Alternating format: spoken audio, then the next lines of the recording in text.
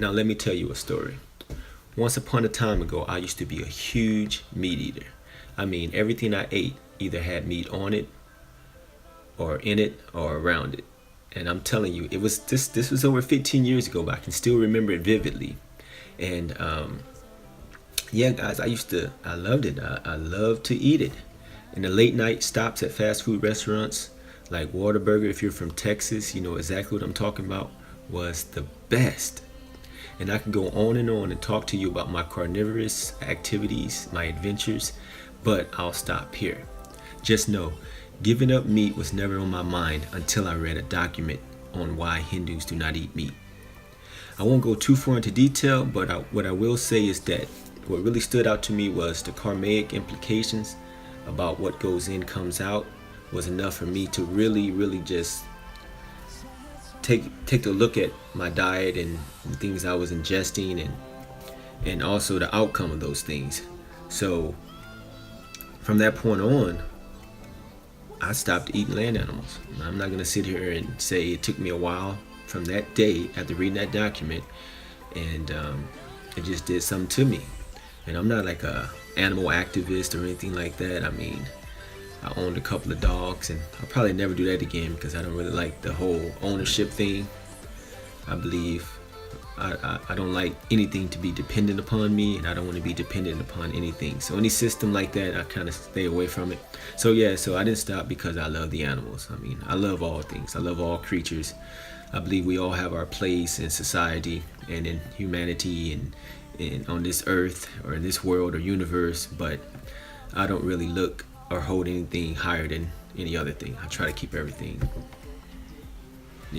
balanced. But now, so I'm not saying all this to scare you. I'm a firm believer in what's for you is for you to decide. So I'm not trying to talk you out of doing what you're doing or talk you into doing what I'm doing or anything like that. I believe everything comes in its due time. So when the time's right for you to make a change in whichever area you decide to make a change in, I'm all for that, right? So check it out. So like I said, I stopped eating land animals, never looked back. Oh, and I still have a copy of that document if you want to take a look at it. So now you might be thinking, was it easy? Nope, it wasn't easy. Was I tempted?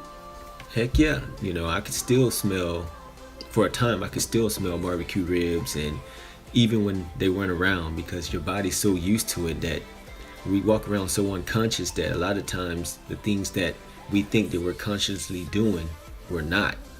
So I was having visions, not really visions, but just I was so used to eating a certain way for 20 plus years that when I stopped, if I ever just let myself, it would have been easy to slip up if I had not been conscious. If I didn't catch those things, like I learned that for me, staying out at nighttime, staying out real late, going to parties, clubbing, all those kind of things led to a lot of the bad eating.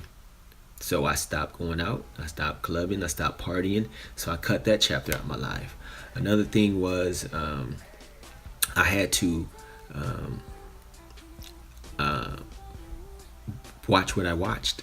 I had to pay attention to what I watched on television. I had to, commercial would come on, I would have to change the channel. I couldn't sit there and take, big juicy bacon double cheeseburger for $2.99 with coupon, including, comes with fries and a drink. I couldn't, at that point in time, I couldn't do that. So I had to turn the television off, right? So why was I able to persevere? And the main reason why was because my why was bigger than my desire. And because I aspired to be a better version of myself, which meant taking care of my body, my mind, as well as my spirit, I had to go all in. So what did I do to curb the temptation? I fed the why. I read countless books on health. I started listening to podcasts on health and wellness. I stopped drinking alcohol. I noticed I ate most at night, so like I said, I stopped doing that. I started listening to my body, and that was a big one, because your body doesn't lie. Like, we get so polluted with the things going on around us that we kind of become disconnected from our bodies.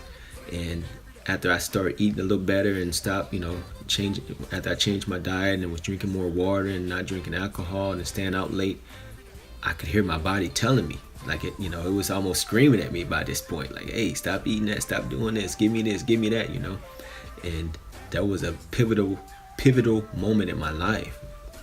And it all came because I aspired to be a better version of myself. I wanted more. And